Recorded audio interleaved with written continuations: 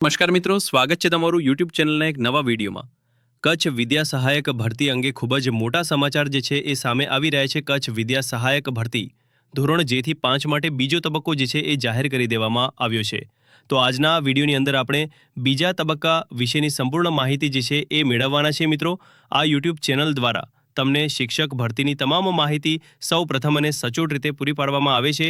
ભવિષ્યમાં પણ આવી તમામ માહિતી મેળવવા માટે ચેનલને અત્યારે સબસ્ક્રાઇબ કરી લેજો. તો હવે શરૂ કરીએ આજનો આ વિડીયો.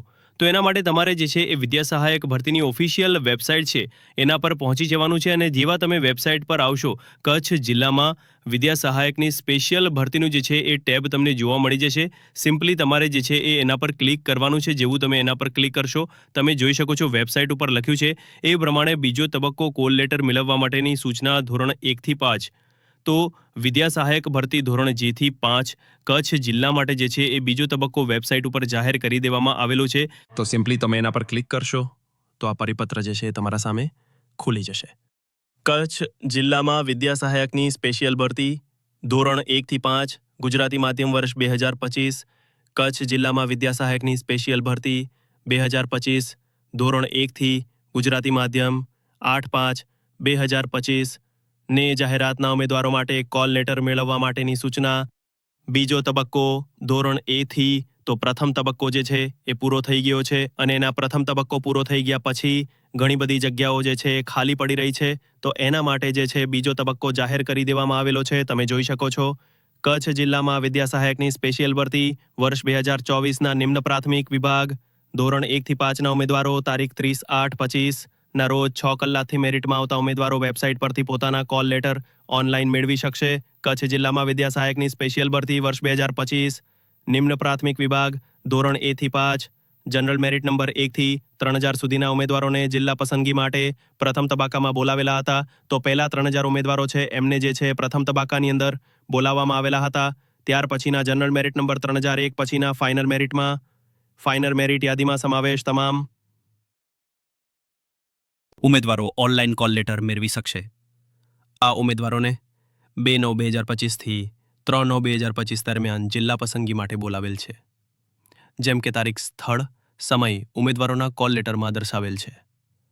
પરંતુ જે કેટેગરીમાં જગ્યાઓ પૂર્ણ થઈ ગયેલ છે તે કેટેગરીના ઉમેદવારોને કે જેઓ બિન અનામત તરીકેની પાત્રતા ધરાવતા નથી તેવા ઉમેદવારોને કોલ લેટર આપવામાં આવેલ નથી, જ્યાંથી તમામ ઉમેદવારોએ નોંધ લેવી. તો પહેલો તબક્કો હતો એની અંદર 1000 થી 3000 સુધીને જે છે એ ઉમેદવારોને બોલાવેલા હતા.